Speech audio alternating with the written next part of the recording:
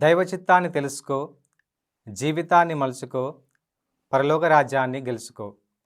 క్రీస్తునాథుని యందు ప్రియమైన సహోదరి సహోదరులారా, తల్లి అయిన శ్రీ సభ నేటి సువార్త గ్రంథ పఠనాల ద్వారా మనలను మన జీవితాలలో దైవ చిత్తాన్ని తెలుసుకొని, దైవ చిత్తాన్ని మన జీవిత విధానంగా మలుచుకొని పరలోక రాజ్యాన్ని గెలుచుకోవాలని ఆహ్వానిస్తుంది.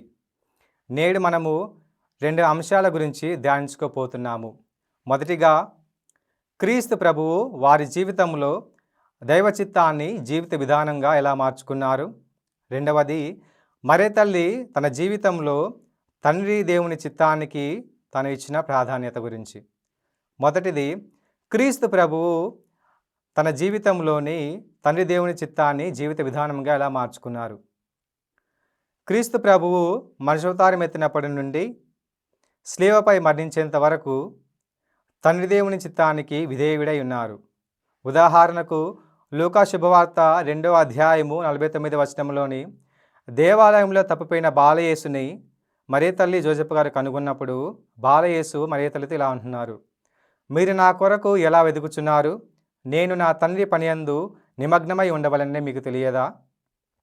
అదేవిధంగా యోహాను శుభవార్త 4వ అధ్యాయము 34వ వచనంలోని తనకు ఆహారం తీసుకురావడానికి వెళ్ళిన శిష్యులతో నా తండ్రి చిత్తాన్ని నెరవేర్చడమే నాకు ఆహారము అని ప్రభు పలుకుతున్నారు. చివరిగా మరణించేబోయే ముందు కూడా గెత్సేమనే తోటలోని తండ్రి నీ చిత్తాన్ని నెరవేర్చుము అని ప్రభువు పలుకుతున్నారు.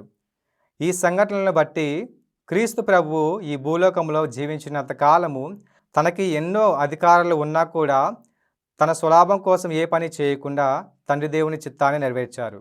కాబట్టి క్రీస్తు ప్రభువును తండ్రి దేవుడు ఉన్నత స్థానంలో నిలిపాడు.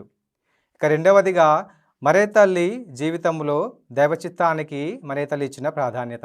గాబ్రియేలు దేవదూత మరే తల్లికి శుభ సందేశాన్ని అందించినప్పుడు, నేను ప్రభు దాసురాలను, నీ మాట చొప్పున నాకు జరుగునుగాక, నీ మాట చొప్పున నాకు జరుగునుగాక అనే వాక్యాన్ని మనం అర్థం చేసుకున్నట్లయితే, మరే తల్లి తన జీవితంలో దేవుని చిత్తాన్ని అంగీకరించింది, దేవుని చిత్తాన్ని నెరవేర్చింది. క్రీస్తు ప్రభువు నేటి సువార్తలోని దేవుని చిత్తాన్ని నెరవేర్చువారే నా తల్లి, నా సోదరుడు అని పలుకుతూ ఉన్నారు. కొందరు విమర్శకులు ఈ వాక్యం చెప్పడం ద్వారా క్రీస్తు ప్రభువు మరే తల్లిని అగౌరవపరిచారు అని పలుకుతూ ఉంటారు.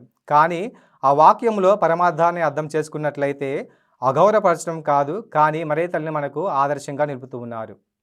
క్రీస్తు ప్రభు జన్మించడానికంటే ముందే మరే తల్లి దైవ చిత్తాన్ని పాటించింది, దైవ చిత్తాన్ని నెరవేర్చింది. కాబట్టి క్రీస్తు ప్రభు ఈ భూలోకానికి వచ్చారు. ప్రభు అదే చెబుతున్నారు, నేను ఈ భూలోకానికి రావడానికంటే ముందే నా తల్లి దైవ చిత్తాన్ని నెరవేర్చారు. కాబట్టి అమ్మ మరియను మనందరికీ ఆదర్శంగా ఆ ప్రభువు నిలుపుతూ ఉన్నారు. చివరిగా, నేడు మనము పునీత థామస్ అక్వినాస్ గారి పండుగను జరుపుకుంటున్నాము.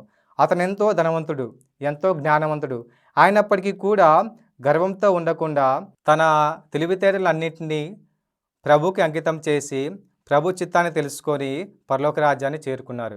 కాబట్టి ప్రియ సహోదరులారా, మనం కూడా మన జీవితాలలోని దేవుని చిత్తాన్ని తెలుసుకుందాం, ఆ దేవుని చిత్తాన్ని జీవిత విధానంగా మలుచుకుందాం, పరలోక రాజ్యాన్ని చేరుకుందాం.